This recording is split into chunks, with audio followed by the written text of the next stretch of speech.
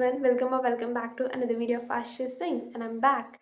I have planned to make this video simple, short, and yet helpful for all the 10th graders who is watching this. Now let us start this video. Okay, so the topic of our today's video is that how I managed to score 95 plus marks in my CBSE class 10th examination of social science. I'm not going to tell you any hacks or any magic how you can score very nice marks without studying. I'm just going to tell you the pattern or how I actually studied. Generally मैंने किस तरीके से पढ़ाई करी and if you follow the steps I have followed and maybe you can also score good marks. So you just need to be consistent, determined, and you have to focus on this video and whatever I say. I think we should start this video with some motivation. So if you had tapped on this video, you have the courage to score good marks, you are determined and you will do it. Okay. So it's just another examination of your life. So just don't overthink, don't do self-doubt, and just don't think that it would judge your intelligence. This exam would not judge your intelligence. But एक बहुत अच्छी चीज़ जो कि मैंने सुनी थी मेरे class 10th के टाइम पे जो कि मुझे आज भी मोटिवेट करती है. Let me tell you, if you are in class 10th you must know who is Shobit Bhaiya, and if you don't know, he is from Next Upwards. It's a educational platform. Class 10th में उन्हीं से maths की videos वगैरह देखी थी and वो एक बहुत प्यारी सी बात बोलते थे जो कि मुझे बहुत अच्छी लगती थी कि ये जो क्लास 10th के मार्क्स हैं या फिर ये जो परसेंटेज है कहीं काम नहीं आएगी, कहीं काम नहीं आएगी. I know a single sheet of paper can जज my future whatever, but the thing that would जो काम आएगी वो क्या थी, तुम्हारा हार्डवर्क काम आएगा. ये मार्क्स ये परसेंटेज कहीं काम नहीं आएगी. हाँ, 2 दिन तुम थोड़े दुखी हो गए and everything would be normal because you will think कि मैं आगे अच्छा कर लूँगा एंड हम यही सब सोचते हैं. बट द थिंग इज़ जो हार्डवर्क तुम करोगे ना, तुम जल्दी उठोगे या फिर लेट तक पढ़ोगे या फिर जो हार्डवर्क तुम करोगे ना वो हार्डवर्क तुम्हारे काम आएगा. And it's very beautiful line. तो मैंने इससे स्टार्ट करी एंड या एंड अपना कर्म करो, फल की चिंता मत करो. कान्हा जी बैठे हैं, सबका वो पार लगाएंगे, बस अपना कर्म अच्छे से करो. ठीक है. So let us start the video now. अभी भी लेट नहीं हुआ है अगर तुम पढ़ना स्टार्ट करते हो तो भी. अभी तक तुम्हारे half yearlies, PD first and pre board हो गए होंगे, आई नो. एंड अभी तक अगर तुम्हारी पढ़ाई नहीं हुई है अच्छे से, so you can still do it if you started today. Okay, after watching this video. Okay, don't go on scrolling that. सबसे पहले तो अपना पूरा जो भी तुम्हारा सिलेबस है, 18-19 चैप्टर्स वॉट एवर जो भी चैप्टर्स हैं, you have to just write them. Geography, political science और इकोनॉमिक्स एंड हिस्ट्री, जस्ट अपने सारे चैप्टर्स के नेम्स लिख दो. जैसे you have the syllabus right in front of you and you know तुमने कितना कर लिया है कितना नहीं किया. You have to mark it all. ठीक है. तुम्हें वैसे हर सब्जेक्ट को इक्वली टाइम देना है. ऐसा नहीं you are studying all the day science और math. You have to manage all the subjects together. You can keep a 3 subject a day. इस पैटर्न से तुम पढ़ सकते हो जैसे भी तुम्हें मैनेजेबल, तुम्हें कंफर्टेबल हो, कन्वीनियंट हो. You can study in that way. So the first point that I'm going to talk about is that read your NCERT thoroughly. Yeah.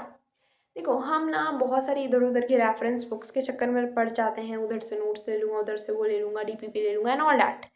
But the thing is कि जो की पॉइंटर है वो यही है कि सोशल साइंस में, नॉट जस्ट सोशल साइंस, बाकी सब्जेक्ट में भी you have to first do the NCERT only, but we are talking about the social science. And the first step is to do your NCERT by heart. By heart का मतलब ये नहीं है मैं कह रही हूँ तुम रट लो चैप्टर्स को. द थिंग इज़ कि तुम्हें सबसे पहले अपनी एनसीईआरटी डन करनी है.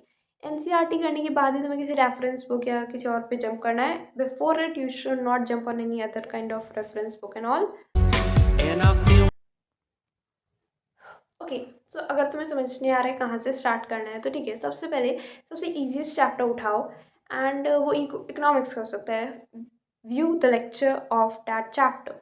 अब तुम्हें जो भी टीचर जिससे तुम्हें समझ आता है, आई नो दिग्राज सर से पढ़ते हो ज़्यादातर बच्चे, एंड दिग्राज सर या फिर जिसकी भी टीचर की तुम वीडियो देखते हो उनकी वीडियो देखो. You are done with the lecture. Lecture देखने के बाद में थोड़ा बहुत एनालाइज करो जो भी तुमने उस चैप्टर के लेक्चर में देखा है, चैप्टर के बारे में समझा है. Then go on the NCERT. Okay, NCERT को अब तुम्हें पूरा पढ़ना है अच्छे से एंड रीडिंग मारनी है. तुम्हें ये रटना नहीं है. I am not going to say कि रटना है. कुछ पॉइंटर्स होते हैं जिन्हें याद करना पड़ता है, पड़ता है, लर्न करना पड़ता है. You can read and you can write it 2-3 times. You just memorise it, right. Okay, उसके बाद में तुम्हारा लेक्चर हो गया, your NCERT is done and NCERT पढ़ ली है तुमने, ठीक है, अच्छे से हो गई। Now you have to do the NCERT questions वगैरह, एनसीईआरटी के क्वेश्चंस वगैरह करो, मैप वाला कुछ क्वेश्चन है तो उन्हें करो, ठीक है।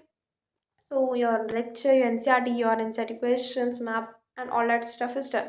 Now with the practice, you can go on the any PYQs. You can go for the PYQs of that particular chapter. तुम chapter wise PYQ की कोई book ले लो, ठीक है, उसे PYQ practice कर लो। सैम्पल पेपर हम जब करते हैं जब हमारा सिलेबस कंप्लीट हो जाता है, तो अभी से सैम्पल पेपर्स मत करो, सिलेबस कंप्लीट करने का पहले ट्राई करो। डायरेक्टली सैम्पल पेपर पे तुम जंप करोगे तो तुम शायद थोड़ा डिमोटिवेट हो जाओगे, मुझे कुछ आता ही नहीं है। सो एक बार थोड़ा बहुत तो पढ़ लो पूरे सिलेबस को, then you can go for the sample papers. उसके बाद में तुमने PYQs वगैरह कर लिए उस स्पेसिफिक चैप्टर के, एंड उसके बाद में your chapter is done. Okay, simply chapter done हो गया है। एंड अब तुम क्या है ना, ऐसा नहीं है बस तुमने किसी चैप्टर को पढ़ लिया एंड अब तुम उसको बिल्कुल छोड़ देते हो, and you have to revise, revision is the key, जिससे चीज़ें बनी रहती हैं। सो रिविजन तुम्हें कंसिस्टेंटली रखना है, हर वीक तुम्हें उस चीज़ को जो भी तुमने पढ़ा है उस हफ्ते में, you can revise it on the weekend. And revision के लिए you can go for the rapid revision of the class, they are so good, बहुत ही ज़्यादा अच्छे हैं, ठीक है। एंड अब ऐसे रैपिड रिविजन तो मिलती भी नहीं है, ठीक है। तो द ग्रासर वाले रैपिड रिविजन देख लो and just revise the chapter. मैं नहीं कह रही हूँ डिटेल में पढ़ो, बस एक गो थ्रू कर लो उस चैप्टर का, एंड फिर अपना सिलेबस डन करने का ट्राई करो। Social science of class 10th is yet very interesting, बहुत ईजी टू अंडरस्टैंड है। एंड अगर मैं सब्जेक्ट वाइज बात करूँ तो for economics, economics is very easy, बहुत कम सिलेबस है इकोनॉमिक्स का, एंड तुम खुद पढ़ोगे तो तुम्हें बहुत ही सिंपल लगेगा। एंड अगर तुम्हें कोई डाउट होता है so you can go on ChatGPT, बहुत सारे AI हैं, टीचर्स हैं तुम्हारे स्कूल में, सो यू कैन आस्क। वैसे तो इतने कोई डाउट वाली चीज़ें इकोनॉमिक्स में है नहीं। And for the geography it's again NCERT पे फोकस करो, नोट्स वगैरह प्रिपेयर करो। एंड इन द मैं सच बताऊँ, मैंने कभी नोट्स नहीं बनाए जोग्राफी, सॉरी नॉट जोग्राफी, मैंने कभी नोट्स नहीं बनाए सोशल साइंस में। ये था ये मैनेज टू स्कोर इज कि मैंने, हाँ, डे बिफोर तुम NCERT लेके नहीं बैठ सकते हो, बट तुम NCERT में ही अगर मार्किंग कर दो so it would be convenient. या फिर तुम ऐसी कोई रेफरेंस ले सकते हो जिसमें कुछ शॉर्ट नोट्स या फिर कुछ आजकल हर रेफरेंस के अंदर वो यू नो फ्लो चार्ट्स के फॉर्म में तुम्हें एक रिवीजन के लिए मिल जाएगा, so you can go for that. History के लिए तो मैं तुम्हें NCERT ही सजेस्ट करूँगी, हिस्ट्री के लिए तुम NCERT अच्छे से पढ़ लो। एंड हिस्ट्री बहुत ही इंटरेस्टिंग है क्लास 10th की, तो तुम हिस्ट्री पढ़ो, अच्छे से पढ़ो, NCERT से पढ़ो, समझ आ जाएगी। लेक्चर हो द ग्रास सर का, everything would be very clear. And उसके बाद में पॉलिटिकल साइंस इज यत, तुम्हें वही पैटर्न फॉलो करना है। ओके, अब बहुत सारे लोग ये सोचेंगे यार ये तुम्हें पहले से ही पता था, इसमें क्या बता दिया। Okay, but this was the way that मैंने पढ़ा था अपने सोशल साइंस को क्लास 10th में। अब मैं तुम्हें कुछ 5-6 पॉइंट्स में क्लियर कर देती हूँ तुम्हें क्या क्या करना है। बस देखो, उन्हें पॉइंट्स में लिखो और कीवर्ड्स को हाईलाइट करो। अगर तुम्हें चाहते हो कि किस तरीके से तुम्हें एग्जाम के टाइम पे आंसर शीट में लिखना है, सो मैं इसके लिए एक separate video I will make, add examples to your answers to strengthen the answer, and ये बहुत ही helpful है, especially you can go for this in the economics। And don't forget revision is the key, so revision is important. Syllabus complete करने के बाद में sample paper ज़रूर लगाना, क्योंकि बहुत सारे बच्चों का SST का पेपर छूट जाता है बिकॉज दे थिंक कि वो लेंदी है।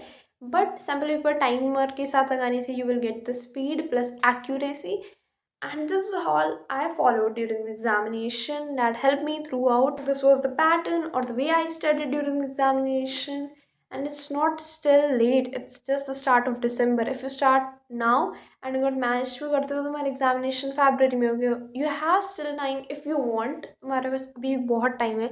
And it's not a big deal to complete the chapters. Economics के तो चैप्टर्स एक दिन में, मतलब कुछ घंटों में हो जाएंगे, इतने छोटे चैप्टर्स हैं।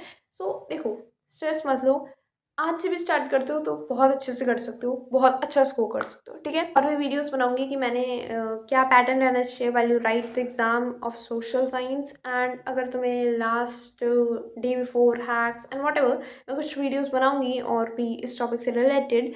And that's all what I want to talk about in this video. मैंने तुम्हें एक पैटर्न बता दिया, एक रोड मैप नहीं दिया है एक्चुअली, बट मैंने तुम्हें एक पैटर्न बता दिया है कि how you can study and you can still start to study. And might be this video would be helpful and it would be motivating for you guys, and you just have to follow my pattern and study consistently with determination, Stay motivated throughout the exam and before the exam. It's very important to not do any kind of self doubt on yourself. Don't overthink. You're going to do well, very well, I know. Just follow the tips and you're going to do it well. Okay, ठीक है। तो मैं video को और ज़्यादा लंबा नहीं कर रही हूँ क्योंकि वीडियो बहुत लंबी हो गई है ऑलरेडी। मैंने इसे और शॉर्ट रखने का ट्राई किया था, बट या टू से वन थिंग, आई नो बहुत सारे डिस्ट्रैक्शंस हैं तुम्हारे आसपास एंड स्ट्रेंजर थिंग्स का भी न्यू सीजन रिलीज हुआ है and I am also watching it out. Like मैं तो 11th में हूँ ना, मेरे तो बोर्ड्स नहीं है, बट स्टिल मेरे भी एग्जाम आने वाले हैं PT third in the January. I don't know वे कब आएंगे, बट ठीक है, जनवरी में कभी, may be in the starting. Distractions हैं but you have to deal with it, like you have to deal with it.